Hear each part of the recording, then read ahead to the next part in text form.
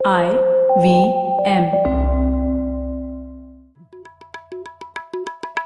भाई हम हिंदुस्तानियों को बतियाना बड़ा पसंद है। बंगाली में अड्डा, उड़िया में खोट्टी, कन्नड़ा में हरटे और हिंदी में पुलियाबाजी। इस कला के लिए हमारी हर भाषा में एक शब्द है। तो प्रणय और मैं तो अक्सर मिलकर पुलियाबाजी करते ही रहते हैं। हमने सोचा कि आपको भी इसमें शामिल कर लिया जाए।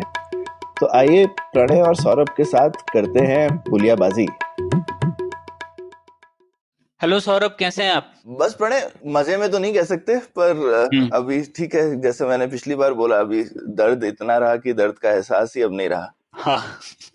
हाँ, तो ठीक है। अब इस दर्द के एक किसी स्पेशलाइज्ड एरिया में बात करते हैं, वो है हमारी अर्थव्यवस्था का दर्द, और उसमें क्या हालात चल रहे हैं उसको जानना मुझे लगता है बहुत जरूरी है अब। हाँ, सबसे ज्यादा दर्द तो मतलब बर्तन धोने के अलावा जो है वो आर्थिक ही है।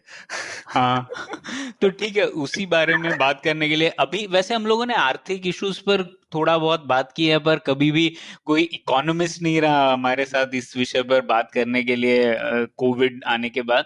तो मैंने सोचा कि इस बार हमारे साथ कोई विशिष्ट इकोनॉमिस्ट हो तो बात बन जाएगी। बढ़िया है, बढ़िया है। ठीक है, तो हमारे साथ इस बार ज्वाइन कर रहे हैं अजीत रानडे। अजीत सीनियर फेलो है तक्षशिला इंस्टीट्यूशन में, और इकोनॉमिक इश्यूज पर बहुत सारे न्यूज़पेपर्स वगैरह में आर्टिकल्स लिखते हैं, और उनके आर्टिकल से मैंने बहुत कुछ सीखा है। तो हमने सोचा अजीत से ही हम समझे कि हमारी अर्थव्यवस्था कैसे पहुंची इस हालत में और आगे क्या किया जाए। तो अजीत, स्वागत है आपका पुलियाबाजी में। शुक्रिया प्रणय जी। और सौरभ जी, आपको भी नमस्कार। तो अजीत, सबसे पहले तो हम लोग वैसे इकोनॉमिक्स और कोविड वगैरह पे आने से पहले मैं आप ये जानना चाहता हूँ कि आप कैसे इकोनॉमिक्स में आ गए और इकोनॉमिस्ट बन गए। थोड़ा बैकग्राउंड दीजिए ना। आप क्या आप हमेशा से इकोनॉमिस्ट ही बनना चाहते थे? नहीं, मेरा पहला तो ट्रेनिंग इंजीनियरिंग में रहा, और इंजीनियरिंग उन दिनों भी मुझे ऐसा कहिए कि जो ऑपरेशन रिसर्च नाम का एक विषय होता था इंजीनियरिंग में, उसमें ज्यादा दिलचस्पी रहती थी। तो मैंने उसी तरफ थोड़ा ज्यादा शिक्षा लेने की कोशिश की, और फिर उसके बाद मैंने एमबीए किया, जहाँ पे मैंने पहली बार अच्छा खासा इकोनॉमिक्स का पहला कोर्स किया। तो वो मुझे बहुत ही पसंद आया, बहुत इंटरेस्ट आया उसमें। और इकोनॉमिक्स एक ऐसा विषय है, या शास्त्र कहिए, कि एक एक्सट्रीम आप जाएं, एक और शायद applied math, operation research, statistics, ऐसे टाइप का माहौल रहता है, और दूसरा एक्सट्रीम जाएं तो वहाँ सोशियोलॉजी, पॉलिटिकल साइंस, एंथ्रोपोलॉजी, मतलब इसका जो विस्तार है, उसका जो रेंज है इकोनॉमिक्स का, वो बहुत ही चौड़ा है।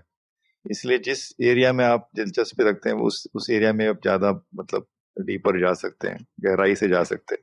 तो मैंने शुरुआत में थोड़ा बहुत मैथमेटिकल या गेम थियरी उसकी शिक्षा ली, उसमें मेरी पीएचडी की। लेकिन उसके बाद होते होते अभी मेन स्ट्रीम इकोनॉमिक्स, या कहिए डेवलपमेंट इकोनॉमिक्स में भी ज्यादातर, और कॉर्पोरेट इकोनॉमिक्स में मेरा ज्यादातर एक्सपीरियंस रहा है। ये बहुत अच्छी बात की अजीत आपने, क्योंकि अक्सर मैंने सुना है जो लोग इकोनॉमिक्स नहीं जानते उनको लगता है कि इकोनॉमिक्स सिर्फ पैसे के बारे में बात है, और जैसा आपने कहा इकोनॉमिक्स तो एक तरीके से स्टडी ऑफ ह्यूमन बिहेवियर है, जैसे कई लोगों ने डेफिनेशन भी दिया है। तो इसमें इतनी सारी चीजें आ गई, सोशियोलॉजी से लेके इकोनोमेट्रिक्स और ऑपरेशंस रिसर्च तक, तो बिल्कुल विस्तार इतना बड़ा है इसका। तो इसी बारे में थोड़ा और डीप डाइव करते हैं, और मुझे लगा कि हम लोग इस एपिसोड में भारतीय अर्थव्यवस्था को समझने की कोशिश करते हैं, और मैंने सोचा हम लोग तीन तरीके से जाएंगे। एक तो पहले हम लोग समझने की कोशिश करते हैं कि ये कोविड के पहले ही भारत की अर्थव्यवस्था की क्या हालत थी, क्या अच्छा था क्या बुरा था। उसके बाद कोविड के दौरान सरकार जो कर रही है उसमें कितना दम है, और फिर हम लोग कोविड के बाद हमारी अर्थव्यवस्था को हम लोग कैसे वापस जगाएं। तो इन तीनों चीजों पे मुझे बात करनी थी। तो सबसे पहले तो हम लोग आते हैं कोविड के पहले से ही। तो कोविड के पहले से पिछले 6 साल से भारत की जो आर्थिक बढ़ोतरी की दर है वो लगातार कमजोर हो रही है। तो इसके मतलब स्ट्रक्चरल कारण क्या है, ऐसा क्यों, और हम इस हालात में मतलब पहुंच कैसे गए? हाँ प्रणय, आपने बहुत सही कहा कि अगर हम देखें कि अर्थव्यवस्था की जो विकास की गति है, जिसे जीडीपी ग्रोथ कहते हैं, इसका अगर 5 सालों से हम देखें, मतलब 2016-17 उस साल के बाद लगातार वो गति या जो ग्रोथ रेट है वो नीचे आ रहा था। मतलब 8%, फिर 7, फिर 6, फिर 5 और फिर 19-20 में तो अभी हम को डेटा आ गया है, वो शायद 4 से भी कम है। इसका मतलब है कि ये अर्थव्यवस्था की जो अभी हम हालात देख रहे हैं, इसका बैकग्राउंड तो कई सालों से स्लो डाउन हो रहा था। उसका भी अगर हम कंपोनेंट देखें कि इस स्लोडाउन में क्या क्या कंपोनेंट थे, एक तो आप देखेंगे कि जो निवेश मतलब निजी प्राइवेट सेक्टर का जो इन्वेस्टमेंट जिसको कहते हैं निवेश, जो एक बहुत ही अहम हिस्सा होता है जिससे ग्रोथ बढ़ती है। जब ये जीडीपी का जो हिस्सा होता है, अगर वो 30 या 35% से भी ज्यादा हो, उसका असर ग्रोथ पे दिखाई देता है। जब चीन 10% इस गति से ग्रो हो रहा था, उसकी बढ़ोतरी थी, तभी उनका निवेश का जो रेट था वो 50% तक चला गया था। ऑफ कोर्स वो निजी, उसको प्राइवेट सेक्टर नहीं कह सकते, जो निजी क्षेत्र नहीं से होता, उसमें बहुत बहुत बड़ा हिस्सा गवर्नमेंट कंपनियां जिसको पब्लिक सेक्टर कंपनीज बोलते हैं वो भी था, लेकिन प्राइवेट भी था। तो एक तो ये जो हमारे अर्थव्यवस्था का जो स्लो डाउन चल रहा था, उसमें आप देखेंगे तो प्राइवेट इन्वेस्टमेंट ये स्टैग्नेट हो रहा था 28%। पिछले 4 सालों से ये 28% से ऊपर ही नहीं जा रहा था, मतलब स्टैग्नेट होता है। उसका असर ग्रोथ पे होता है। अभी उसकी वजह क्या है? तो उसकी वजह एक तो बैंकों में जो एनपीए रेशो वो बढ़ रहा था, कैपेसिटी यूटिलाइजेशन की भी एक बात होती है कि जब कैपेसिटी यूटिलाइजेशन ज्यादा नहीं हो तो पूरा इंडस्ट्रियल सेक्टर या private investment sector investment postpone हो जाता है। तीसरा शायद कारण ये होगा कि हमारा जो एक्सचेंज रेट था वो शायद थोड़ा ज्यादा ही ओवर वैल्यूड था। मतलब ये रूपी ज्यादा स्ट्रांग था और उस वजह से शायद इंपोर्ट का भी एक दबाव, इंपोर्ट प्रेशर भी रहता है, तो जिसकी वजह से इंडस्ट्रियल निवेश देश में कम हो सकता है। तो कई कारण है उसके लिए। तो एक ये स्लोडाउन का एक कंपोनेंट है स्टैग्नेशन ऑफ इंडस्ट्रियल इन्वेस्टमेंट या प्राइवेट इन्वेस्टमेंट। अजीत, मुझे याद है अजय शाह ने एक आर्टिकल लिखा था कुछ टाइम पहले कि 2011 के करीब जितना प्राइवेट सेक्टर इन्वेस्टमेंट था उससे हम लोग काफी कम हो गया है। मतलब शायद मुझे ठीक से याद नहीं है, पर शायद आधा हो गया है उस टाइम से। तो इतना बड़ा चेंज कैसे आया? क्यों प्राइवेट सेक्टर इन्वेस्टमेंट पिछले 10 साल में इतना कम हो गया है? और अजीत, इन्वेस्टमेंट के अलावा जो दूसरा नंबर मैं देख रहा हूँ एटलीस्ट काफी सालों से, कि हमारा सेविंग्स रेट भी जो पहले काफी अच्छा होता था वो भी आई थिंक घट के आधा हो गया है। तो ये दोनों आपस में लिंक्ड हैं किसी तरह से, या ये दोनों इंडिपेंडेंट रीजंस की वजह से दोनों नंबर नीचे गिर गए? हाँ, जैसे मैं कह रहा था कि जीडीपी ग्रोथ, जो बढ़ोतरी की जो गति है, उसका एक बहुत बड़ा हिस्सा या बहुत बड़ा डिटर्मिनेंट कहिए, बहुत बड़ा कारण इस इन्वेस्टमेंट रेट। और वो अगर आपका 35 या 38% से घट के अगर 28 तक ही आ गया होगा तो इसका जरूर असर होता है। अभी उसके कारण आपने कहा कि सेविंग्स की वजह से हुआ या सेविंग्स घटने, ये थोड़ा सा मतलब इंडिपेंडेंट है, मैं समझता हूँ, इन द सेंस कि जो देश का पूरा एग्रीगेट सेविंग्स होता है उसमें हाउस होल्ड सेविंग्स का कंट्रीब्यूशन रहता है और कॉर्पोरेट सेविंग्स का भी रहता है। और कॉर्पोरेट प्रॉफिटेबिलिटी कम होने की वजह से और कॉर्पोरेट इन्वेस्टमेंट ही कम हो रहा था, तो कॉर्पोरेट सेविंग्स बहुत मतलब उसमें कटौती आई। जो पहले मैं समझता हूँ कि कुछ 8 या 10% होता था corporate savings as a proportion of national saving, तो वो 8 से घटकर शायद 4 या 2-3 बहुत कम हुआ। हाउस होल्ड सेविंग्स में इतना असर नहीं हुआ है। मुझे लगता है कि हाउस होल्ड सेविंग्स कुछ 22% रहता है, वो शायद अभी 1-2% शायद उसमें घट गया होगा, लेकिन मेनली कॉर्पोरेट सेविंग बहुत नीचे आ गया था। तो ये जैसे आजकल कोविड के टाइम पे हम मेनली प्रॉब्लम हमको जो कहते हैं आई हुई है कि डिमांड वैनिश हो गई है बेसिकली, राइट? और डिमांड का एक बड़ा इशू है, सप्लाई का भी है पर सबसे बड़ा इशू तो। लेकिन ये जो पिछली भी दिख रहा है कि आपने जैसा बोला कैपेसिटी का यूटिलाइजेशन कम था, तो कहीं पे डिमांड का इशू ओवरऑल पहले से ही है क्या हमारी इकोनॉमी में? कि क्योंकि डिमांड अगर होगी तो फिर लोग इन्वेस्ट करेंगे ना डिमांड के लिए। हाँ, तो वही मैं कह रहा था कि एक तो एक कारण था इन्वेस्टमेंट, मतलब निवेश। दूसरा आप देखेंगे एक्सपोर्ट्स, निर्यात। तो वो अगर आप देखें कि 2013-14 में, मतलब मार्च 2014 में जो हमारे टोटल एक्सपोर्ट की जो वैल्यू थी, 5 साल बाद मतलब मार्च 2019 में वो वैल्यू नहीं रही डॉलर में। इसका मतलब है कि 5 साल का अगर हम पूरा नजरिया देखें 5 साल के दौरान सिर्फ 0% से हमारा एक्सपोर्ट बढ़ा है। ये बहुत बड़ी बात है। क्योंकि जब देश का जीडीपी बढ़ता है उसमें जैसे इन्वेस्टमेंट का एक हिस्सा रहता है, एक्सपोर्ट का भी तो रहता है। तो एक्सपोर्ट का पूरा 5 साल का परफॉर्मेंस देखा जाए तो बहुत ही मतलब निराशाजनक है। उसमें कई कारण है, उसके अगर हम थोड़ा गहराई से देखेंगे तो इंडिया का जो मैन्युफैक्चरिंग एक्सपोर्ट्स है उसमें लगभग 20% सिर्फ पेट्रोल और डीजल का हिस्सा रहता है।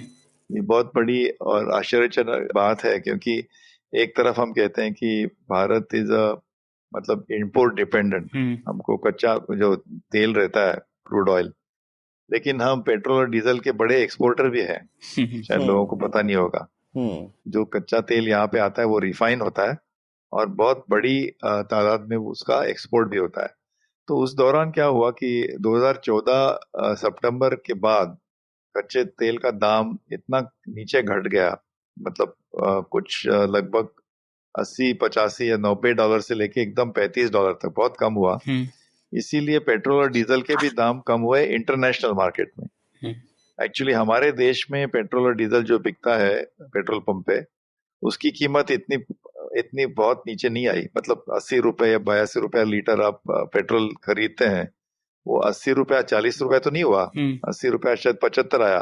क्योंकि जो कुछ कच्चे तेल या पेट्रोल के इंटरनेशनल दाम जो घट रहे थे उसका कॉम्पनसेशन अपनी सरकार, केंद्र सरकार और राज्य सरकार ऐसे कर रहे थे कि एक्साइज बढ़ा रहे थे। तो पेट्रोल पंप पे तो कीमत घट नहीं रही थी, आम आदमी के लिए तो पेट्रोल उतना ही स्टेबल था लेकिन घट नहीं रहा था।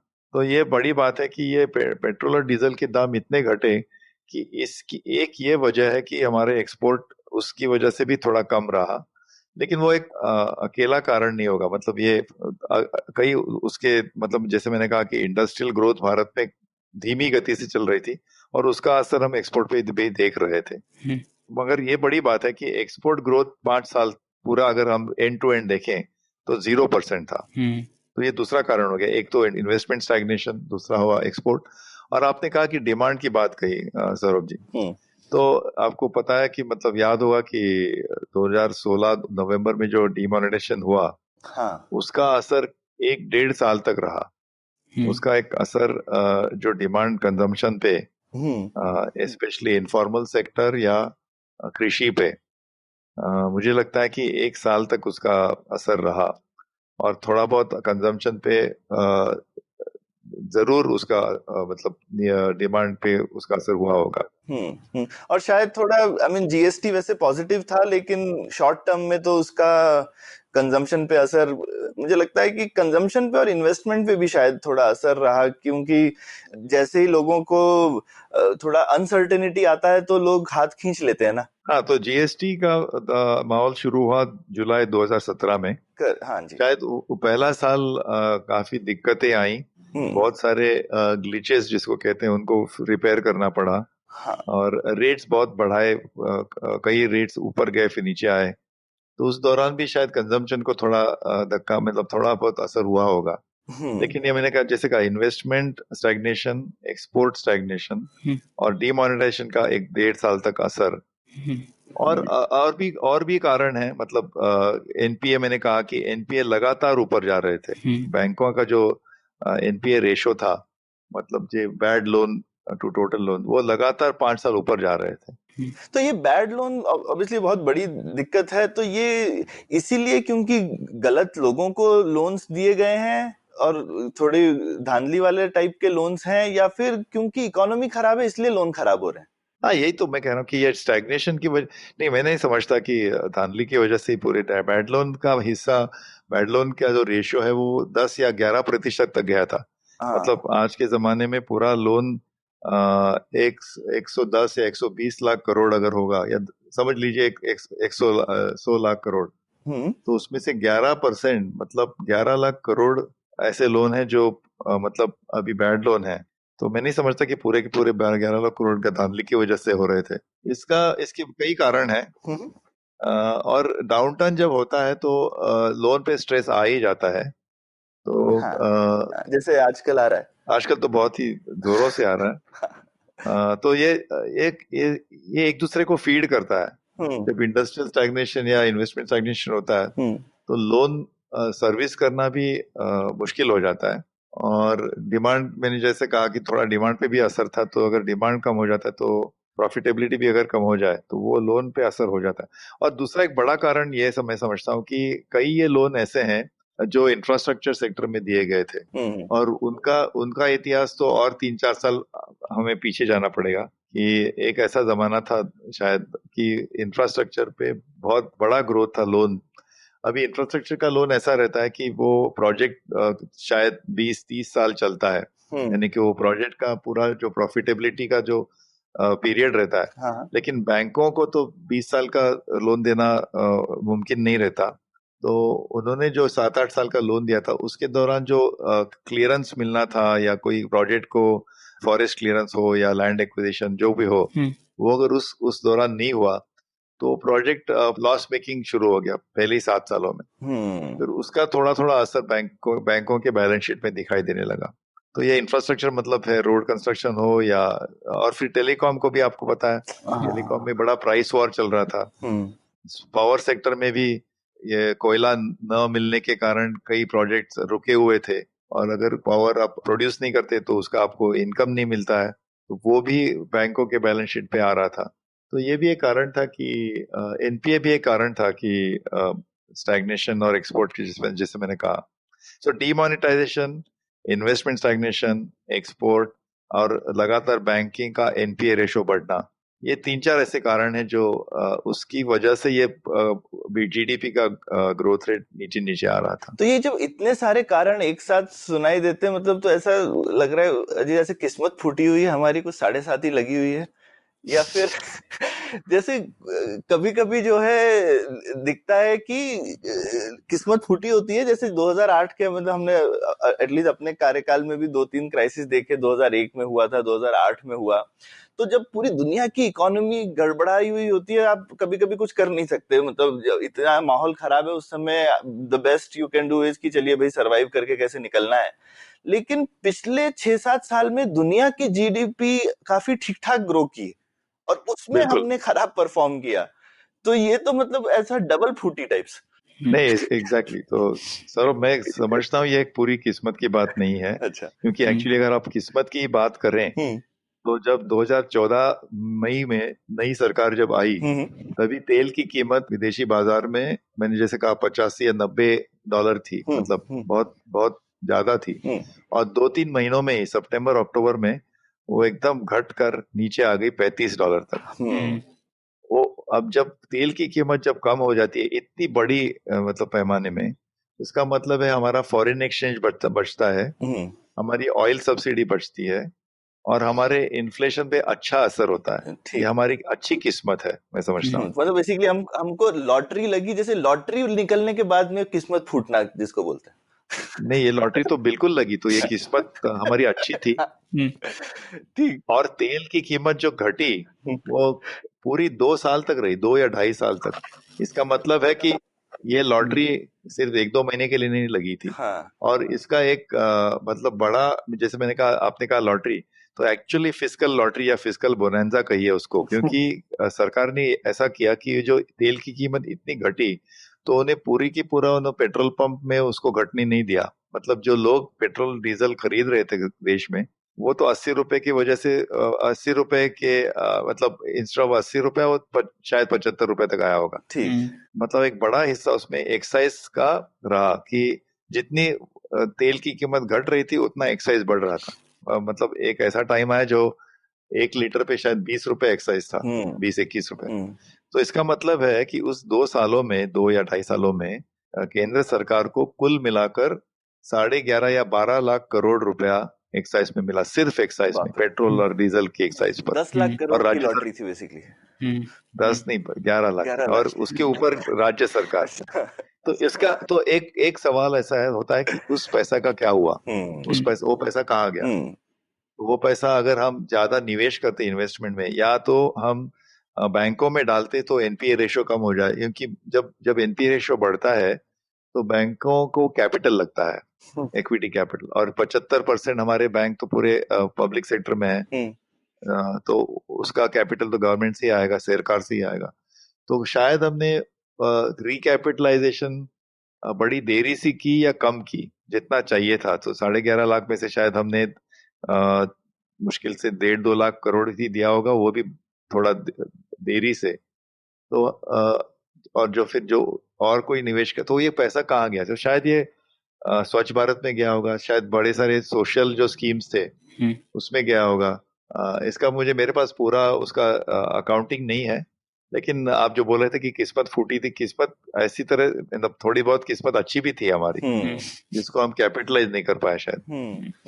या फिर इसने बेसिकली दूसरी चीज को कुशन कर दिया, तो हमने उसको इतनी प्रॉब्लम्स को उतना सीरियसली नहीं लिया, क्योंकि बाकी जगह पे टैक्स शायद कम भी हो रहा था, क्योंकि ना इन्वेस्टमेंट हो रहा है, अगर सेल्स कम हो रहे हैं तो सरकार का बाकी रेवेन्यू मेरे ख्याल से, क्योंकि ओवरऑल सरकार का रेवेन्यू तो इतनी गति से बढ़ा नहीं जितना गति से एक्साइज रेवेन्यू पेट्रोल से बढ़ा, यानी बाकी जगह कम हो रहा होगा। हाँ, स्लो डाउन की वजह से टैक्स रेवेन्यू तो कम ही हो रहा था। हाँ। और आपने जैसे कहा जब जीएसटी आया, तब जीएसटी में जितना बढ़ना चाहिए था, जितनी उम्मीद थी, उसके कंपेयर टू दैट उसके बहुत ही कम हुआ।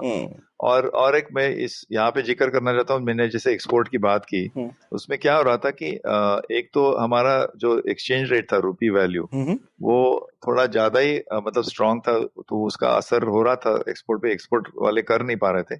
दूसरी भी बात ये थी कि जब जीएसटी आया तो एक्सपोर्टर्स पे जीएसटी लगा था जो उनको रिफंड मिलता है, लेकिन रिफंड मिलने में कभी कभी 6 महीना 9 महीना बहुत डिले हो रहा था। और उसका ऊपर जो उसकी जो कॉस्ट रहती है, इंटरेस्ट कॉस्ट, वो भी उन्हीं पे थोपी जा रही थी। तो वो भी एक कारण हुआ कि एक्सपोर्ट स्टैग्नेट हो रहे थे। बिल्कुल। तो एक तरफ हमारी लॉटरी लगी थी एक्साइज की, और दूसरी तरफ ये सब बाकी दिक्कतें आ रही थी। तो थोड़ा सा बैलेंस करना। और अक्सर वैसे लॉटरी विनर का श्राप बोलते ही है, जिस जब लॉटरी लगती है ना, तो उसके बाद में लोगों का भला यूजुअली पर्सनली नहीं होता, लेकिन एट देश के लेवल पे ऐसा नहीं होना चाहिए था। तो ये थोड़ा मिसमैनेजमेंट की तरफ इंडिकेशन करता है। तो अजीत, आपने बोला रिकैपिटलाइजेशन ऑफ बैंक्स थोड़ा लेट हुआ, पर रिकैपिटलाइजेशन काफी है क्या? मतलब अगर पब्लिक सेक्टर बैंक की गवर्नेंस ही नहीं चेंज होगी, अगर वो वैसे ही इंसेंटिव्स के साथ ऑपरेट करेंगे, तो उनको कितना भी पैसा डालिए फिर भी उसका नतीजा नेगेटिव ही होगा ना? हाँ प्रणय, ये भी सही बात है कि सिर्फ रिकैपिटलाइजेशन से हमारे बैंकिंग क्षेत्र में जो प्रॉब्लम्स हैं वो सिर्फ रिकैपिटलाइजेशन से नहीं होगा। आपको शायद पता होगा, वो इन्होंने हमारे वो जो चीफ इकोनॉमिक एडवाइजर थे अरविंद सुब्रमण्यम, उन्होंने वो 4 R's बताए थे कि रिकॉग्निशन, शायद वो मैं भूल गया, रिकॉग्निशन, रिकैपिटलाइजेशन, रिफॉर्म, ऐसे कुछ 4 R थे। तो उसमें recapitalisation is only 1 out of 4। आप बोल रहे हैं वो सही बात है कि आपको गवर्नेंस रिफॉर्म भी होना चाहिए। और ये जो बैंकों में जो मैंने कहा कि जो एनपीए रेशो बढ़ रहे थे, इसका एक कारण तो शायद वो था कि थोड़ा इंफ्रास्ट्रक्चर लोन होगा शायद पहले से, फिर डाउनटर्न था। लेकिन जो गवर्नेंस का भी एक वो भी एक बड़ा उसका मतलब कारण था कि जब तक वो रिफॉर्म नहीं होगा तब तक बैंकों में लगातार ये आते रहेंगे ये प्रॉब्लम्स। बैंकिंग में मेरे को एक चीज लगती है अजीत, आपका इसमें क्या विचार है, मैं पूछना चाहता हूँ कि मुझे तो लगता है बैंकिंग में कॉम्पिटिशन, मतलब काफी साल से मैं भी बिजनेस कर रहा हूँ, मतलब हमेशा लगता है जैसे एज ए कंज्यूमर आप बैंक के पीछे भाग रहे हैं, बैंक को तो आपकी कोई परवाह रहती नहीं है। एटलीस्ट अगर आप बिजनेस चला रहे हैं, जो कंज्यूमर लोगों के पीछे तो बैंक फोन कर करके उनकी जान खाते रहते हैं ना, पर अगर आप बिजनेस चला रहे हैं तो बैंक जो है आपके आधे बाल तो बैंक ले लेता है, ठीक है। तो लेकिन हमारा काफी सोल्यूशन इसमें है कि बैंकों को कंसोलिडेट करें, हाँ, उनका साइज हमको और बड़ा करना है, तो इससे तो हम कंपटीशन और कम कर रहे हैं मार्केट में बजाय बढ़ाने के। तो नए बैंक आ नहीं रहे, जबकि आरबीआई ने तो अभी वैसे काफी आसान कर दिया है, मतलब मुश्किल ही है, पहले से आसान कर दिया मेरे को बोलना चाहिए। तो नए बैंक खुल भी सकते हैं इंडिया में, पर खुल नहीं रहे हैं। तो ये क्या चक्कर है कि जहां कंपटीशन कम है हम और कम कर रहे हैं, तो उससे तो बैंक सुधरेंगे नहीं ना। सौरभ जी, पहला फैक्ट ये है कि 75% बैंकिंग पब्लिक सेक्टर में है, मतलब ये सरकारी है। और उसमें एक सरकारी बैंकों को जो कहते हैं कि बैंक अफसर रहते हैं, वो जब लोन करते हैं, मतलब लोन का डिसीजन देते हैं, तो हमेशा उनको एक डर रहता है कि अगर लोन रीपे नहीं हो, बैड लोन हो गया, तो उनके ऊपर इंक्वायरी होगी। एक तो CAG और जो कहते हैं 4 C या 3 C's की बात है, वो CBI, CVC और CAG, उनका खौफ उनको रहता है, वो जो प्राइवेट बैंकों को नहीं था, उसकी वजह से वो अपने आप रिस्क एवर्स हो जाते हैं। नॉर्मली जो लोन देने का जी प्रक्रिया है, जो देने का मतलब जो प्रोसेस है, उसमें ये एडिशनल रिस्क हो जाता है, रिस्क एवर्जन हो जाता है कि अगर अफसर लोन नहीं देता तो उसको कोई ज्यादा शिक्षा नहीं होती, मतलब उसको कोई पनिशमेंट नहीं होता। लेकिन अगर लोन देने के बाद अगर लोन खराब हो गया, मतलब बैड लोन हो गया, तो उनके ऊपर बहुत सारा ये खौफ रहता है कि इंक्वायरी होगी, क्या करप्शन की बात तो नहीं है। तो एक तो वो डर है। दूसरी बात, आपको मालूम है कि ये जो MSME सेक्टर है, लघु उद्योग, इनको हमेशा ही, सिर्फ भारत में नहीं पूरे दुनिया में, लोन मिलने की दिक्कत हमेशा ही रहती है। जरूरत लोन को तो उनको भी है, लेकिन उनको बैंक से लोन मिलना बहुत ही मुश्किल रहता है। इसके भी कई कारण है। एक तो बैंक अफसरों को लगता है कि SME में ज्यादा रिस्क रहेगा। दूसरा यह है कि एक छोटा सा लोन दे आप, SME मतलब छोटा SME होगा तो उसको कितना लोन चाहिए, 2 करोड़ का, 4 करोड़ का, जितना आपको टाइम बिताना पड़ेगा, उसी टाइम में अगर आप 5,000 करोड़ का लोन करेंगे तो उसमें आपका सब पूरा नफा निकल जाएगा। तो काय को हम इतना मतलब टाइम बिताएं, वक्त बिताएं, तो वो भी एक रहेगा। तो ये आप जो बताएं कि जैसे कोई अगर उद्योग कर रहा है, लघु उद्योग, उसको हमेशा ये दिक्कत रहती है। और फिर रही बात कि हमारे देश में बैंक ज्यादा होने चाहिए या कम होने चाहिए, मैं समझता हूँ कि बैंक कंपटीशन ज्यादा होनी चाहिए। ऐसा नहीं है कि ज्यादा बैंक होने से लघु उद्योगों को ज्यादा बैंक क्रेडिट मिलेगा। वैसे भी अगर आप देखेंगे तो हमारे देश में अभी कुल मिला के 20 से भी ज्यादा बड़े बैंक हैं, मतलब पब्लिक सेक्टर और फिर प्राइवेट सेक्टर के भी हैं। और नए बैंकिंग लाइसेंस तो दे रहे हैं, रिजर्व बैंक के 2-3 साल पहले जो स्मॉल फाइनेंस बैंक, नए बैंक आए हैं, पेमेंट बैंक आए हुए हैं। लेकिन ये जो आप मामला कह रहे हैं कि लघु उद्योगों को जो नहीं मिलता लोन, ये एक्चुअली प्रॉब्लम अलग है, और उसके ऊपर भी उस विषय पे भी हम चर्चा कर सकते हैं कि वो कैसा क्रैक किया जाए। लेकिन ये बहुत डिफिकल्ट प्रॉब्लम है वो। और दूसरा मैं देखता हूँ, हम फॉरेन बैंक्स पे तो इतना रिस्ट्रिक्शंस है, मतलब हमको लगता है ये सेक्टर जो है इसमें इतनी प्रॉब्लम्स हैं, तो हम अपने जो लोकल बैंक होते हैं उनको हमको बार बार उनकी जान बचानी पड़ती है। तो हमको तो अच्छा होना चाहिए कि अगर फॉरेन बैंक आके इंडिया में रिस्क लेना चाहते हैं, लेकिन हर ब्रांच खोलने के लिए उनको RBI परमिशन लेनी पड़ती है। एक सिटी में एक ब्रांच खोल सकते हैं, मतलब क्या क्या उनके ऊपर में फालतू के रिस्ट्रिक्शन लगा के रखे हुए हैं आज की दुनिया में। फॉरेन बैंक का एक वो तो टॉपिक अलग है, क्योंकि एक तो रेसिप्रोकल जो कहते हैं वो अरेंजमेंट होना चाहिए। जैसे अगर स्टेट बैंक ऑफ इंडिया या ICICI बैंक को अगर सिंगापुर में एक ब्रांच खोलना है तो वहां उनको इतनी मुसीबत होती है, तो भारत का कहना है कि हम उतना ही आपको प्रेफरेंस देंगे जितना आपका देश हमारे बैंकों को देता है। अरे पर ये कोई एम्बेसी थोड़ी, हमको देखना चाहिए ना हमारे फायदे की क्या चीज है कि इसमें हम अपनी नाक ऊंची रखने वाली बात है। हाँ, ये तो सही बात है, लेकिन फॉरेन बैंक का जो कॉन्सेप्ट है कि कई देशों में ऐसा भी देखा गया है कि जब डाउनटर्न होता है, या तो अभी अभी कोविड जैसा अगर कोई बहुत ही बड़ा हादसा, बहुत बड़ा मतलब डाउनटर्न हुआ, तो फॉरेन बैंक मतलब अपना कैपिटल तो तुरंत निकालते हैं देश में से। तो वो परवाह नहीं करते कि डिस्टेबलाइज हो या उसकी परवाह नहीं करते, क्योंकि उनका मेन मकसद रहता है या मेन प्रायोरिटी रहती है उनके हेड ऑफिस को बचाना। तो हम ये 2008-9 साल में भी देखा था कि जब खास तौर से जब बड़ी बड़ी बैंक, इवन सिटी बैंक जैसे बड़े बड़े बैंकों को भी जब बैंकिंग कैपिटल का प्रॉब्लम हुआ, तो उन्होंने फटाफट कई इमर्जिंग मार्केट इन देशों में से जो बैंकिंग कैपिटल था वो विड्रॉ किया।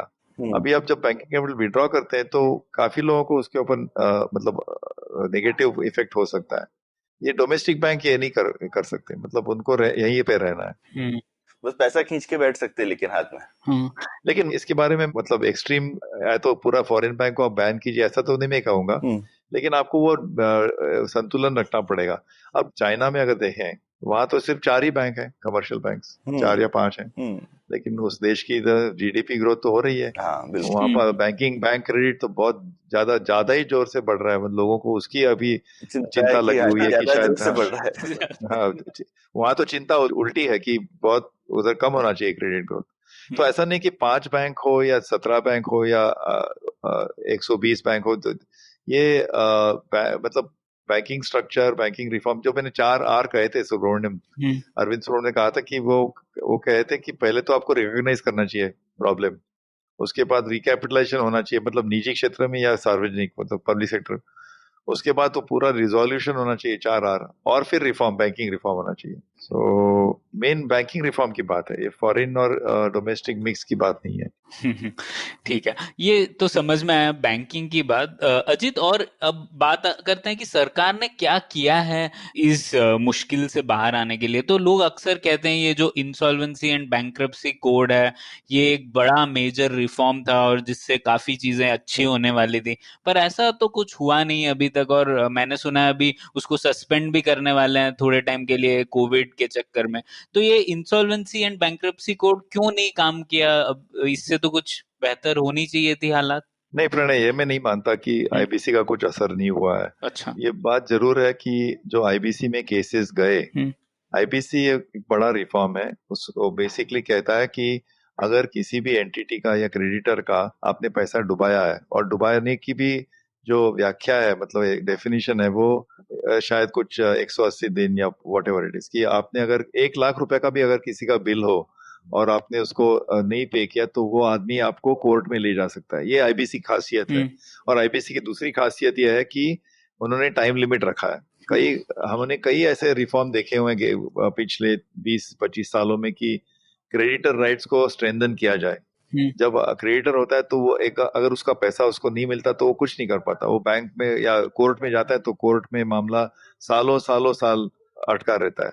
तो आईबीसी की एक खासियत यह है कि उन्होंने एक टाइम लिमिट रखा है, 270 दिन बस। अच्छा। अगर 270 दिन में मामला रिजॉल्व नहीं हुआ तो ऑटोमेटिकली कंपनी लिक्विडेशन को जाती है, मतलब कंपनी बंद हो जाएगी। तो इस डर से ऐसी एक उम्मीद थी, ऐसी एक सोच थी कि क्रेडिट डिसिप्लिन आ जाएगा। तो लेकिन प्रणय, मैं नहीं समझता कि ये आईबीसी का जो रिफॉर्म है ये फेलियर है। ये तो एक्चुअली अगर आप उस केसेस देखेंगे जो आईबीसी में चले गए, शायद ये सही है कि बड़े बड़े केसेस 270 दिन में रिजॉल्व नहीं हो पाए। ये एसआर स्टील की बात करिए या 2-3 है, मैं तो नाम नहीं लेना चाहूंगा, लेकिन ये तो सब पब्लिक रिकॉर्ड में है। तो कई केसेस अटक गए, फिर उन्होंने सुप्रीम कोर्ट तक जाना, मतलब कोर्ट, आईबीसी एक कोर्ट नहीं है, it is a quasi judicial, लेकिन उन्होंने मामला खींचा।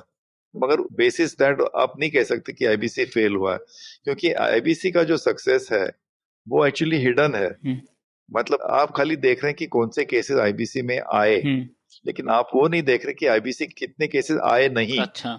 आईबीसी के डर से ऐसे बहुत सारे उद्योग हैं, बहुत सारे कंपनियां हैं जिन्होंने अपना जो पेमेंट उनका बाकी था वो साफ किया। मतलब तो वो तो कई सारे केसेस हैं, वो तो आपको दिखाई नहीं देंगे। वो कहते हैं अनऑब्जर्व डेटा। तो जो एक्चुअली आईबीसी का सक्सेस इज ऑन बिहेवियर, कि क्रेडिट डिसिप्लिन आ जाए देश में। तो खैर, आप कह रहे थे कि अभी कोविड के टाइम में शायद वो कह रहे हैं कि आईबीसी को सस्पेंड किया जाए। ये मैं नहीं समझता अच्छी बात है, क्योंकि आईबीसी से जो क्रेडिट डिसिप्लिन आता है उद्योग के लिए, देश के लिए अच्छी बात है। तो उसको सस्पेंड करना मैं नहीं समझता एक अच्छी बात है। तो लेकिन ओवरऑल जो सवाल है, लेकिन अजीत की जो आईबीसी था, जीएसटी था, इस तरह से रेरा था, रियल एस्टेट में किया, तो काफी सरकार ने रिफॉर्म्स अपनी सोच समझ से लाए, लेकिन साथ में हमारी लॉटरी और फूटी किस्मत की कहानी साथ में है ही। तो देश के सामने 100 दिक्कतें हैं, कौन सी 6 को हमको सॉल्व करना है पहले, ये भी एक समझ बूझ की चीज है। तो क्या हम लोगों ने गलत जगह, मुझे तो ऐसा लग रहा है, क्योंकि फाइनली रिजल्ट्स जो है वो अपने हिसाब से बोल रहे हैं, तो हमने जो रिफॉर्म्स किए भी, उन्होंने हमारी दिक्कतों को लेकिन सॉल्व नहीं किया। तो ये रिफॉर्म्स इंपॉर्टेंट रहे होंगे, क्योंकि सारी 100 चीजें इंपॉर्टेंट है, हिंदुस्तान में कुछ भी करो तो इंपॉर्टेंट है, कौन सी चीज है जो अनइम्पोर्टेंट है ना। इतनी जगहों पे हालत खराब है, लेकिन हमारी चॉइसेस क्या अच्छी नहीं रही। जो हम लोगों ने जिन चीजों पे फोकस किया, उन्होंने हमको रिजल्ट नहीं दिया जो हमें चाहिए था। नहीं सौरभ, ये बात सही है कि आप कह रहे हैं कि उस 5 साल के दौरान दुनिया में तो जीडीपी ग्रो हो रहा था। हाँ, दुनिया में एक्सपोर्ट, ये अगर आप कोरिया देखें, वियतनाम देखें, इन देशों से भी एक्सपोर्ट तो ग्रो हो रहा था। तो ऐसी क्या बात है कि भारत से नहीं हो रहा था? तो ये बहुत सही बात है, और इसके लिए हमें इकोनॉमिक मिसमैनेजमेंट या इकोनॉमिक मैनेजमेंट पे गौर करना पड़ेगा। और ये हम क्या सीखे, हमने क्या गलतियां की। मैं समझता हूँ कि जैसे मैंने कहा कि जो 11.5-12 लाख करोड़ का सिर्फ केंद्र सरकार का जो फिस्कल बोनांजा था, उसके ऊपर राज्य सरकारों में भी उसका हमने अच्छी तरफ से इस्तेमाल किया या नहीं। दूसरी बात की हमने जो ईज ऑफ डूइंग बिजनेस की बड़ी बात की, हमारा दुनिया में रैंक था 142, वो हम एकदम ऊपर चढ़ गए। शायद अभी हमारा रैंक है 60, 63 या मतलब बहुत हमारा रैंक ऊपर चला गया। लेकिन ऑन द ग्राउंड रियलिटी क्या सही मायने में बदली है? तो जब इन्वेस्टमेंट ही स्टैग्नेट हो रहा है, इसका मतलब है इन्वेस्टर का कॉन्फिडेंस नहीं बढ़ रहा है, बिजनेस कॉन्फिडेंस नहीं बढ़ रहा है। इन्वेस्टमेंट जब स्टैग्नेट होती है, इसका मतलब है कि बिजनेस या इन्वेस्टर का कॉन्फिडेंस नहीं बढ़ रहा है। तो एक तरफ आप कह रहे हैं कि ईज ऑफ डूइंग बिजनेस के रैंक अप के बहुत आगे आगे जा रहे हैं, लेकिन ऑन द ग्राउंड तो इन्वेस्टमेंट नहीं बढ़ रहा है। तो आपको देखना पड़ेगा कि यहाँ कहाँ हमारे गलतियां हो रही है। उसमें तो मैं कई आपको उदाहरण दे सकता हूँ। जैसे आंध्र प्रदेश में 25 या 30 हजार करोड़ का निवेश लगा हुआ है सोलर इंडस्ट्री में, लेकिन जब सरकार बदल गई तो नई सरकार ने पूरे पहले वाले कॉन्ट्रैक्ट्स को खोल दिया या खारिज किया। अभी ये कॉन्ट्रैक्ट 20-20 साल के रहते हैं, इनको बोलते हैं पावर परचेज एग्रीमेंट। ये जो कॉन्ट्रैक्ट रहते हैं ये 20-20 साल के रहते हैं। तो जब निवेश होता है सोलर में, तो पहला निवेश होता है, फिर बाद में नफा मिलता है 20 साल में, 15 साल में, 10 साल में। अगर आप इन कॉन्ट्रैक्ट को ही खारिज करेंगे तो पूरा निवेश फिर मतलब वेस्ट हो गया। बिल्कुल। तो ये मामला अभी कोर्ट में गया है, पता नहीं अभी शायद कोई उसमें कॉम्प्रोमाइज हो जाएगा। लेकिन ये इन्वेस्टर को ऐसा सिग्नल देता है कि जैसे स्टेबिलिटी, प्रेडिक्टेबिलिटी, कंटिन्यूटी जो चाहिए माहौल इन्वेस्टर को, ये आपको बढ़ाना है। और ये शायद जो 2008-9 में जो वोडाफोन का रेट्रोस्पेक्टिव टैक्सेशन है, वहां से जो शुरू हुई है ये कहानी इन्वेस्टर को थोड़ी बम्बू बजाने की, वो चली रही है। ये तो आपने बड़ा उदाहरण दिया कि एक्चुअली ये केस वोडाफोन का बहुत मशहूर केस है कि उनको जो टैक्स का डिमांड रहा था कुछ 12 या 15 हजार करोड़ का, वो मामला कोर्ट में रहा और 6-7 साल के बाद सुप्रीम कोर्ट पहुंचा और सुप्रीम कोर्ट में वोडाफोन ये केस जीत गई। मतलब सुप्रीम कोर्ट ने ये माना कि वोडाफोन को टैक्स नहीं भरना है। तो इसके बाद सरकार को चुप रहना चाहिए था, लेकिन सरकार ने क्या किया कि जिस कायदे के अनुसार सुप्रीम कोर्ट ने ये जजमेंट दिया था, उसी कायदे को खारिज किया। वो कायदा 40 साल पुराना था। मतलब एक पुराना कायदा चेंज किया, जिसकी वजह से वोडाफोन पे वापस टैक्स की डिमांड आ गई। बेसिकली इस टैक्स की जगह ये हफ्ता वसूली जैसा है। नहीं, लेकिन आप समझ लीजिए कि इसी केस पे ये विरोधी पक्ष जो है उन्होंने एक नया टर्म यूज करने शुरू किया, उसको कहते हैं टैक्स टेररिज्म। मैं कह दूं आपको कि जब कैंपेनिंग चल रहा था तो बीजेपी ने ये शब्द अपने मैनिफेस्टो में भी इस्तेमाल किया था कि we are against tax terrorism, और वोडाफोन शायद उसकी तरफ निर्देश कर रहे थे। लेकिन जब उनकी सरकार आई, इन 6 सालों में ना तो उन्होंने वो टैक्स टेररिज्म केस रिपेयर किया, उल्टा वोडाफोन के पीछे लगे हैं और भी कि तुम पैसा दो। और अभी मैंने सुना है फ्लिपकार्ट के पीछे नया डिमांड निकालने वाले हैं। तो ये सब जो उदाहरण है, ये एग्जांपल्स है, उससे क्या लगता है जैसे कि वेदर टैक्स लॉ हो या कॉन्ट्रैक्ट लॉ हो या इन्वेस्टमेंट, मतलब इसमें जो स्टेबिलिटी चाहिए, इसमें जो कंटिन्यूटी चाहिए, जो प्रेडिक्टेबिलिटी चाहिए, वो शायद हम नहीं दे पा रहे हैं निवेश के लिए। बहुत जल्दी ज्यादा पैसा आने के बाद ना समझ में नहीं आ रहा हम कैसे मैनेज करें। सब बेवकूफिया। ठीक है, चलिए अभी के हालात पे आते हैं अजीत। ये अभी तो हम कुछ वैसा नहीं बोल सकते कि दुनिया की हालत अच्छी चल रही, तो पूरी दुनिया की पुंगी बजी हुई है। तो इसमें क्या करना चाहिए हिंदुस्तान को? अजीत, आपको क्या लगता है? और अजीत, उससे ही जुड़ा हुआ सवाल कि मतलब अभी लोग बोल रहे हैं आर्थिक पैकेज जो दिया है ये 10 लाख करोड़ का वगैरह, और ये काफी नहीं था, ऐसा मतलब 10% जीडीपी का। तो ये क्या कारण लगता है आपको कि सरकार ने अभी बड़ा आर्थिक पैकेज नहीं दिया? 10 लाख करोड़ नहीं, 20 लाख करोड़। हाँ, 20 लाख करोड़, 10% जीडीपी का। एक तो समझिए कि एक कोविड का जो मामला है, ये तो ना तो बिजनेस साइकिल की बात है, मतलब डाउनटर्न, ना तो कोई बैंकिंग क्राइसिस या करेंसी क्राइसिस है। ये तो मतलब बियॉन्ड, ये जो क्राइसिस हुआ है वो इकोनॉमिक पॉलिसी से जुड़ा नहीं है। हाँ, ये थोड़ा नेचुरल डिजास्टर कैटेगरी में आएगा शायद। नेचुरल डिजास्टर उसको कह सकते हैं, लेकिन वो इतना गहरा है कि इसका कोई ये नहीं है, मतलब प्रेसिडेंट नहीं है। हम नहीं देख सकते कि 2008 में हमने क्या किया वही हम करते हैं। वो ढूंढना पड़ेगा कि इसको हम कैसा। एक तो हमने 2-2.5 महीना जो लॉकडाउन किया, 3, उसकी वजह से पूरा आपने जैसे कहा सप्लाई शॉक भी हुआ, मतलब फैक्ट्रियां बंद पड़ गई, सब उद्योग बंद पड़ गए, उसको सप्लाई शॉक कहेंगे। और डिमांड शॉक भी हुआ कि डिमांड ही घट गया, लेकिन जैसे एयरलाइन में लोग नहीं जाएंगे, मॉल में नहीं जाएंगे, शॉपिंग को नहीं जाएंगे, तो डिमांड भी घट गया। सप्लाई शॉक हुआ, डिमांड शॉक भी हो गया। तो डिमांड शॉक, अगर आपको डिमांड इतना बहुत मतलब 30% से गिरा हुआ है, तो उसके लिए आपको डिमांड स्टिमुलस की जरूरत है। मतलब अगर आप जो लघु उद्योग हैं, जो मतलब बड़े बड़े सेक्टर्स हैं मैन्युफैक्चरिंग, अगर उनको आपको रिस्टोर करना है तो आपको उनको डिमांड देना पड़ेगा। तो जब तक कंज्यूमर डिमांड नहीं आएगा तब तक आपको फिस्कल डिमांड देना पड़ेगा, उसी को फिस्कल स्टिमुलस कहते हैं। तो इसका मतलब है कि सरकार की तिजोरी से पैसा जाना पड़ेगा, आपको डिमांड क्रिएट करना पड़ेगा।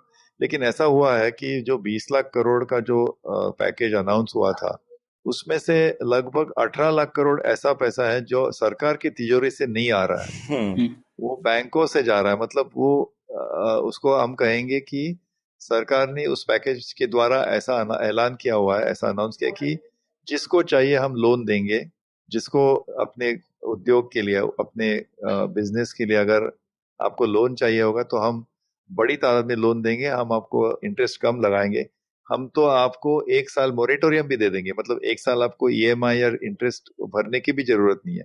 लेकिन आप समझ लीजिए, जो जिस आदमी की नौकरी चली गई हो, या बिजनेस ही ठप हो गया हो, या जिसको खाने की चिंता है, वो आदमी नया लोन क्यों लेगा? वो अपने सर पे नया लोन क्यों लेगा? और दूसरी बात यह है कि अगर आप बैंक की तरफ से देखेंगे तो बैंक अफसर कहेगा कि मैं इसको लोन क्यों दूं, मैं तो खतरे में आ जाऊंगा, अगर ये लोन खराब हो गया तो मेरी फाइल में इसकी टिप्पणी होगी। वैसे भी हमारे वित्त मंत्री ने कहा है कि 3 लाख करोड़ का लोन जो है लघु उद्योगों के लिए, उसके लिए आप जिम्मेदार नहीं रहेंगे, आप बिना डर से आप दे दीजिए। लेकिन ये कहने की बात है, मैं इसको कहता हूं कि आप घोड़े को अगर पानी पिलाना चाहते हैं तो घोड़े को आप नदी के मतलब वहां तक ले जा सकते हैं, लेकिन जैसे बोलते हैं ना, you can not make the horse drink water. घोड़े को अगर पानी पीना तो खुद ही पिएगा। जैसे तो बैंकों को आप बहुत सारा प्रेशर कर सकते हैं कि आप लोन दो, लोन दो, लेकिन ये तो लोन मेला तो नहीं है, ये बैंकों को अपने बैलेंस शीट में ही बताना है। तो मेरा कहने का मकसद यह है कि 18 लाख करोड़ का जो पैकेज है, 20 में से 18 लाख करोड़ ऐसा ही है कि लिक्विडिटी, लोन, क्रेडिट इसके स्वरूप में दिया गया हुआ है, और सिर्फ 2 लाख करोड़ ऐसा है जो डायरेक्टली तिजोरी से निकला है। बट वो भी अगर आप देखेंगे, वो उसमें से बड़ा हिस्सा 40-50 हजार करोड़ तो सिर्फ इसमें है, गेहूं चावल जो ग्रामीण लोगों को दिया गया हुआ है, या तो फिर पीएम किसान जो एक योजना है उसको और बढ़ाया हुआ है, महिलाओं को के बैंक अकाउंट में पैसा डाला गया है। इससे मैं नहीं समझता, उसमें थोड़ा असर हुआ है, लोगों को थोड़ी राहत मिली है, लेकिन जो फिस्कल स्टिमुलस की जरूरत है, आपको मैं 2-3 उदाहरण दूं जिसकी बहुत जरूरत है। हमारे एमएसएमई मंत्री ने खुद कहा है कि लघु उद्योगों का जो पेएबल है, जो सरकार को पेंडिंग बिल है, वो 5 लाख करोड़ का है। उनका कहना है कि कई ऐसे सारे उद्योग हैं, मैं समझता हूँ उसमें लघु नहीं बड़े उद्योग भी होंगे, शायद एल&टी कंपनी भी होगी, जिनको सरकार का पेमेंट बाकी है, और वो कुल मिला के 5 लाख करोड़ है। अगर वो पेमेंट करेंगे उसको मैं फिस्कल स्टिमुलस कहूंगा। और जबकि वो भी स्टिमुलस नहीं है, क्योंकि वो तो पैसा पहले ही अकाउंटेड होगा ना देने के लिए। बिल्कुल, लेकिन वो देना है। हाँ, देना तो है। वो तिजोरी से निकलेगा। हाँ। वो बैंक से नहीं आएगा, सरकार को अपनी तिजोरी से देना पड़ेगा। हाँ। लेकिन वो जगह अगर पेमेंट आप क्लियर करेंगे तो शायद इन कंपनियों को अपने एम्प्लॉयज, अपने कर्मचारियों को उनको तनख्वाह दे पाएंगे, बाकी पेमेंट कर पाएंगे, उद्योग को आगे बढ़ाएंगे। अगर ये पेमेंट ही थका हुआ है, मतलब बाकी है, तो उससे उनका थोड़ा मतलब अभी ठप हो गया था। दूसरा उदाहरण मैं दे दूं आपको, हर साल इनकम टैक्स का रिफंड दिया जाता है, 1 या 2 लाख करोड़ रिफंड होता है, लेकिन रिफंड मिलते मिलते सितंबर, अक्टूबर, दिसंबर शायद बहुत डिले हो जाता है। मैं समझता हूँ कि इस सरकार ने तुरंत रिफंड देना चाहिए सबको, इसी महीने, मतलब जून महीने में ही। अगर आप अभी देंगे तो उसका कुछ फायदा होगा।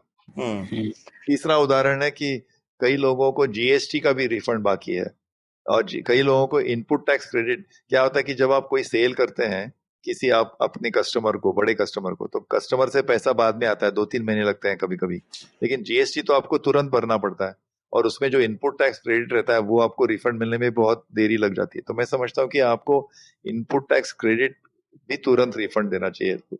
ये सब उदाहरण ऐसे हैं कि जिससे फिस्कल स्टिमुलस सही माने में इकोनॉमी में आएगा। और चौथा मैं एक उदाहरण दे दूं, वो तो सबको मालूम है कि जो बड़े बड़े प्रोजेक्ट्स हैं, रोड कंस्ट्रक्शन वाले या एयरपोर्ट वाले या जो इंफ्रास्ट्रक्चर जिसे हम कहते हैं, उसको आप एक्सेलरेट करिए, उसको उसकी गति बढ़ाइए, वो भी एक फिस्कल स्टिमुलस रहेगा। लेकिन क्या हो रहा है कि शायद सरकार एक द्विधा में है, क्योंकि सरकार की तिजोरी में पैसा कम है। That is the problem.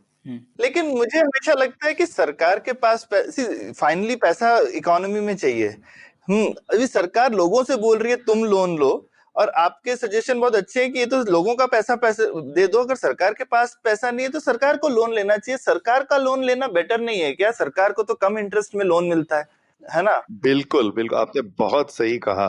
तो मैं समझता हूँ कि सरकार अगर पैसा नहीं है सरकार के पास, ये जो 5 लाख करोड़ की मैंने बात की, ये क्यों नहीं दे रहे हैं? क्योंकि उनके कैश नहीं है, उनके पास तिजोरी में पैसा नहीं। तो सरकार वो बड़ा लोन ले, और सरकार तो डायरेक्टली रिजर्व बैंक से ले सकता है, मैं समझता हूँ 3 या 4% में। हाँ, हम लोगों को तो 15% पे लोन मिलता है। सरकार को 4% में मिलता है या 5% में मिलता है। और दूसरा, सरकार तो खुद पैसा भी छाप सकती है। और अगर जरूरत पड़े तो बिल्कुल तो इसका, लेकिन वो कहते हैं कि अगर हमने सरकार का लोन बढ़ाया तो उनकी डेफिसिट बढ़ेगी, और फिर उनको डर रहता है कि रेटिंग एजेंसी से कैसे बचें। उन्होंने ऑलरेडी झटका लगा दिया आपको। नहीं, वो नहीं, मैं समझता वो झटका नहीं था। जो मूडीज का जो एक डाउनग्रेड हुआ था, वो एक्चुअली उन्होंने 1.5 साल पहले जो अपग्रेड किया था वही गलत था मेरे ख्याल से। क्योंकि जो देखिए 3 बड़े बड़े रेटिंग एजेंसीज हैं, S&P है, मूडीज है और फिच है। तो S&P और फिच का जो रेटिंग था वो तो वही का वही रहा था। लेकिन पता नहीं मूडीज के मन में क्या मूड आया, उन्होंने वो बढ़ा दिया। तो वो अभी समझ गए कि वो बढ़ाना ही गलत था, तो उन्होंने उसको रोल बैक कर लिया है। रोल बैक किया, और अभी तीनों की रेटिंग सेम है। और मैं ऐसा भी समझता हूँ कि इंडिया को खतरा इतना नहीं है कि रेटिंग और भी डाउनग्रेड हो जाए, क्योंकि हमारा जो डेट है, गवर्नमेंट का जो डेट है, जो आप बोल रहे हैं ना कि गवर्नमेंट को ही लोन लेना चाहिए, वो पूरा का पूरा रुपयों में है, मतलब अंदरूनी है। हम डॉलर में नहीं डेट लेते। ठीक। तो हमारे पास ऐसा कोई एक्सटर्नल शॉक वाला रिस्क तो हम नहीं ले रहे हैं। बिल्कुल नहीं ले रहे हैं। तो ये मुझे तो लगता लेना चाहिए। सरकार इतना बैंकों पे प्रेशर डाल रही है, तुम दो, इतना हाई ट्रांजैक्शन कॉस्ट है, इंटरेस्ट बर्डन कंट्री के ऊपर ऑलरेडी बढ़ेगा। ये इतना सिंपल सा, आपके सारे सजेशन बहुत अच्छे हैं अजीत, की उसमें कोई नया खर्चा एक्चुअली है नहीं। नया खर्चा नहीं है, आपने बेसिकली आपने सिर्फ ग्रीस ऑयल बढ़ा दिया इकोनॉमी में एक तरह से। और मैं और एक आपको 2-3 सजेशन दूं। एक तो इनकम टैक्स रिफंड की बात मैंने कही। अगर चलो मान लो कि पहला पैसा नहीं है, लोग सरकार की तिजोरी में पैसा नहीं है, तो आप एक नया इंस्ट्रूमेंट तैयार कीजिए जिसको कहेंगे रिफंड सर्टिफिकेट। तो इनकम टैक्स रिफंड का एक सर्टिफिकेट दीजिए लोगों को, जो सर्टिफिकेट लोग इस्तेमाल कर पाएंगे। अगर आपको अभी 15 जून को आपको एडवांस टैक्स भरना है या कई गवर्नमेंट के ड्यूज भरने हैं, तो उसी सर्टिफिकेट को लेके आप इस्तेमाल कीजिए, तो आपका कैश बचेगा। लेकिन रिफंड सर्टिफिकेट, जीएसटी रिफंड है तो आपके पास पैसा नहीं, तो रिफंड सर्टिफिकेट दीजिए, तो certificate will be use like cash. बिल्कुल। अभी तो काफी ऑड रहता है कि सरकार आईटी डिपार्टमेंट को आपका पैसा देना रहता है और दूसरी तरफ वो कहेगी लेकिन नया टैक्स भी भरते रहो साथ में। बिल्कुल है ना, कम से कम ऑफसेट तो कर दो। पर अजित, आपको लगता है सरकार इतना क्रेडिट रेटिंग एजेंसियों के बारे में चिंता करती है? क्योंकि सरकारें ऐसी तो नहीं है भारत में कि एकदम फिस्कल डेफिसिट और फिस्कल कंजर्वेटिव रहते हैं। अगर खर्चा करना है तो वो बोरो तो कर ही लेते हैं। हम 25% तो इंटरेस्ट ही दे रहे हैं, मतलब अपने यूनियन गवर्नमेंट के बजट में सबसे बड़ा कंपोनेंट तो पिछले लोन्स का इंटरेस्ट ही है।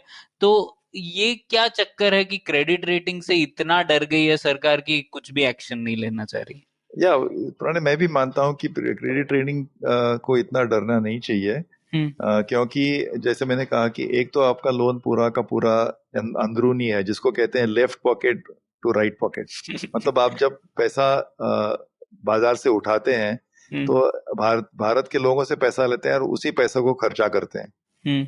मतलब आप जो लोन ले रहे हैं बैंकों से ले रहे हैं या रिजर्व बैंक से ले रहे हैं, वो भारत के लोगों का ही पैसा है ना अल्टीमेटली। हाँ। और अगर आप लोन लेते हैं और शायद 5 साल बाद या 10 साल बाद अगर आप रीपे करेंगे, इसका मतलब है कि उस 10 साल के बाद जो टैक्स का बोझा होगा वो अगले पीढ़ी पे होगा। लेकिन हमारी हमारी देश की डेमोग्राफी ऐसी है कि हमारी अगली पीढ़ी या जो आने वाली पीढ़ी है वो तो यंग रहने वाली है, उसमें ज्यादा टैक्स पेयर रहेंगे, उसमें ज्यादा फॉर्मल सेक्टर होगा। तो पर कैपिटा अगर हम टैक्स बर्डन देखेंगे वो आने वाली पीढ़ी पे, वो इतना तो बढ़ने वाला नहीं है। तो ये जो जो ये रेटिंग एजेंसी का जो खौफ रहता है, ये मुझे मुझे लगता है ये गलत है, क्योंकि हमारा जो डेट सस्टेनेबिलिटी अल्टीमेटली क्या है कि वो देखते हैं रेटिंग एजेंसी की इनका जो डेट है सरकार के ऊपर जो बोझा है डेट का, ये सस्टेनेबल है या नहीं। लेकिन मैं समझता हूँ कि आप देखिए जापान जैसे देश में डेट टू जीडीपी रेशियो 350% है, 350%। आप देखिए सारे यूरोप में एक भी ऐसा देश नहीं जिसका 100% के नीचे डेट टू जीडीपी रेशियो है।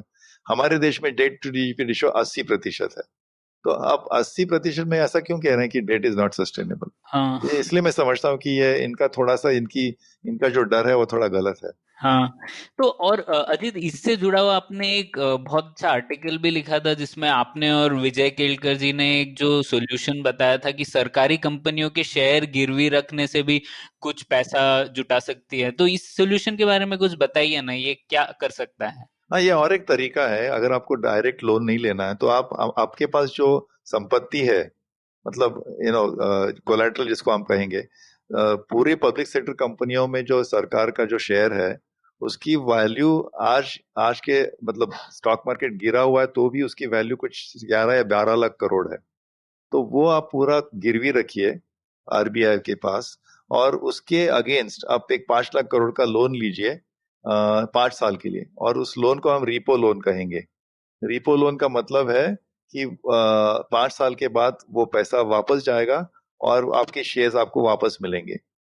और इस ट्रांजैक्शन से क्या होगा कि एक तो कहीं भी और कहीं डिस्टरबेंस नहीं होगा, और इसको रेटिंग एजेंसी भी मान जाएगी कि ये अगेंस्ट कोलैटरल है। और तीसरी बात, आपको और एक एडवांटेज रहेगा कि ये डिस्ट्रेस सेल नहीं माना जाएगा कि सरकार बहुत तकलीफ में है इसलिए उन्होंने अपने अच्छी अच्छी कंपनियों के शेयर बेचे। ऐसा भी कोई आपको अपोजिशन की पार्टी या कोई राजनीतिक आपके ऊपर टीका टिप्पणी नहीं होगी।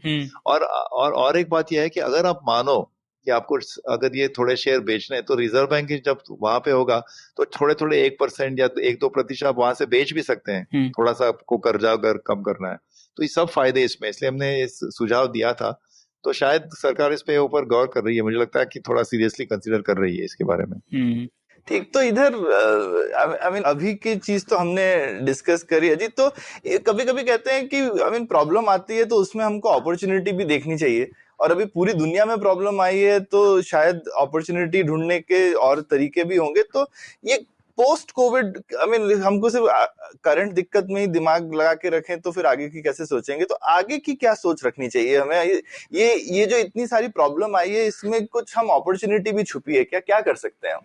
नहीं, मैं समझता हूँ कि कोविड इज अ एपिसोड। मतलब ऐसा नहीं समझता कि जो हमारे लॉन्ग टर्म स्ट्रक्चरल फीचर्स हैं इकोनॉमी के वो कुछ बदले हुए नहीं है। जैसा हम समझते हैं कि डेमोग्राफी, हमेशा हम डेमोग्राफी की बात करते हैं, डेमोग्राफी आप लीजिए या domestic size of the domestic economy, हमारा ऑल सेड एंड डन हमारी बहुत बड़ी इकोनॉमी है। तो यहाँ का जो कंजम्पशन मार्केट है तो वो तो वैसे ही रहने वाला है, मतलब उसको हम टैप कर पाएंगे।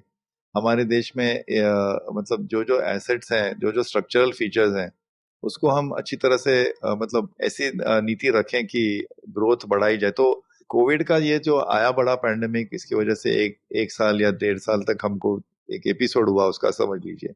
लेकिन लॉन्ग टर्म स्ट्रेटेजी तो वही होनी चाहिए जो जो हमारी नीति रही है कि रिफॉर्म करें, निजी इन्वेस्टमेंट को ज्यादा इम्पोर्टेंस दें, ईज ऑफ डूइंग बिजनेस को सही माने में रियली जो जहाँ पे इन्वेस्टर कॉन्फिडेंस बढ़े उसको बढ़ाएं। जैसा मैंने कहा, इंस्पेक्टर राज को कम करें, लाइसेंस राज तो चला गया लेकिन इंस्पेक्टर राज को भी कम करें। कृषि एक बड़ा क्षेत्र है, वहां पे जेन्युइन रिफॉर्म लाएं। और अभी तो कोविड की वजह से तो डिजिटल इकोनॉमी या हेल्थ केयर को तो बहुत बड़ी एक गति मिली है, हेल्थ केयर डिजिटल तो ठीक है अजीत, अब एक आखिरी सवाल मुझे पूछना था और ये थोड़ा जियो इकोनॉमिक्स मतलब भारत के दूसरे देशों के रिश्तों से रिलेटेड है। तो इस स्थिति में आपको क्या लगता है आर्थिक रूप से चीन और अमेरिका की तरफ भारत का क्या रवैया होना चाहिए? क्योंकि जैसे अभी हम सुन रहे हैं ये आत्मनिर्भर और ये सब नैरेटिव बनाया जा रहा है, तो इन दोनों देशों के बीच हमारा आर्थिक रूप से क्या रवैया होना चाहिए? एक तो मैं समझता हूँ कि भारत और चीन का रिश्ता और भारत और अमेरिका का रिश्ता ये बहुत बेहतर है कंपेयर टू चीन और अमेरिका का रिश्ता। हाँ। इससे हमको फायदा उठाना है। दूसरी बात यह है कि भारत और चीन एक दूसरे के पड़ोसी हैं, ये तो फैक्ट कभी चेंज नहीं होगा।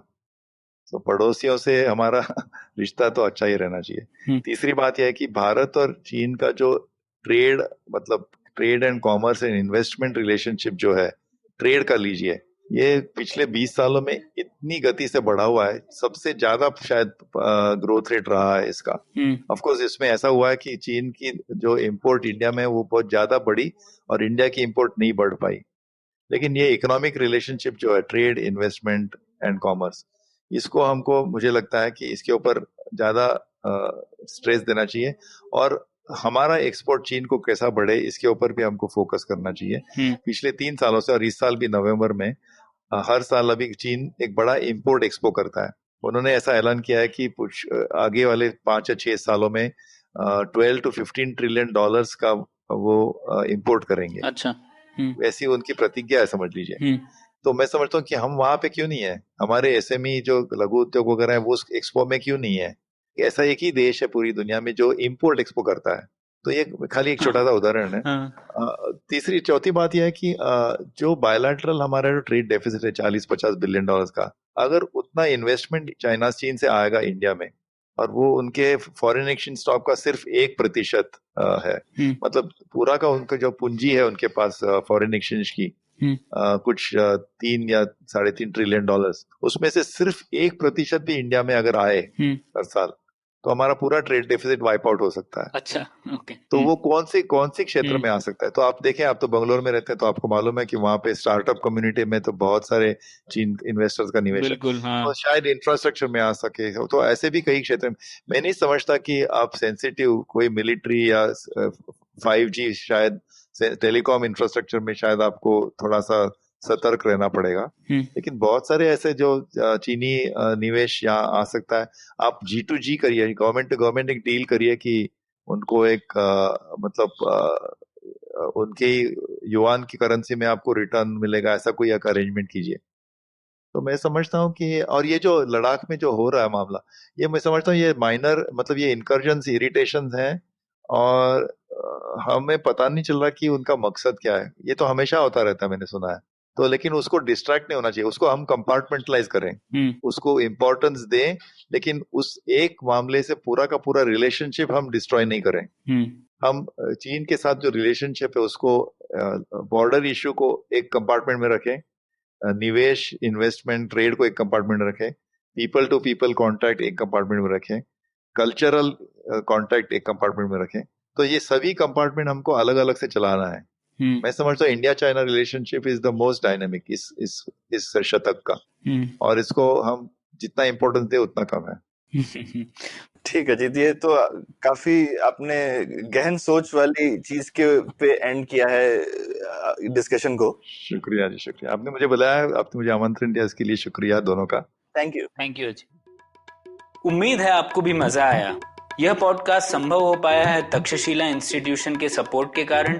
तक्षशिला पब्लिक पॉलिसी में शिक्षा और अनुसंधान के लिए स्थापित एक स्वतंत्र संस्था है। आप दुनिया के किसी भी कोने में हो, आपकी उम्र कुछ भी हो, अगर आप पब्लिक पॉलिसी, विदेश नीति या टेक्नोलॉजी गवर्नेंस में रुचि रखते हैं तो तक्षशिला की वेबसाइट takshashila.org.in पर उनके कोर्सेज को जरूर चेक कीजिए। और अगर आप पुलियाबाजी में शामिल होना चाहते हैं तो हमसे कनेक्ट कीजिए puliyabazi@gmail.com पर या फिर @puliyabazi ट्विटर पर। शुक्रिया। I hope you enjoyed that show. We'd like to thank our sponsors this week, Paytm Money. It really has been a great week this week. We've had 2 of our first international cricketers show up, people who have played for their respective sides. We had W.V. Raman come on Edges and Sledges, the cricket podcast. If you haven't heard that, you should be listening to that if you enjoy cricket. It's really one of the best out there. And you should also definitely check out Monty Panesar, who showed up on Cyrus Says. That was another really interesting conversation that occurred. If you haven't been listening to a few of our shorter shows, please do that as well. Ashish Vidyarthi has been doing a great job for us. We got 30 episodes now on Begin the Journey. I think you really enjoyed that show. If you haven't listened to it, it helps you with understanding what's going on in this tough time and how to deal with it from a mental health perspective. We've also had some really fun stuff come up on the Smile India show. Shifa's been doing a lot of really good stories over there. Things would just make you happy, so definitely do check that out. And on the more serious side, make sure that you're checking out our regular shows like the Pragati podcast, All Things Policy. They're definitely going to keep you up to date on what's going on in this COVID world. And thanks for listening, and we hope to catch you again next week. Namaskar, this is Ashish Vidyarthi. Yes, my friend, these are challenging times, but in these challenging times, we can create something extraordinary.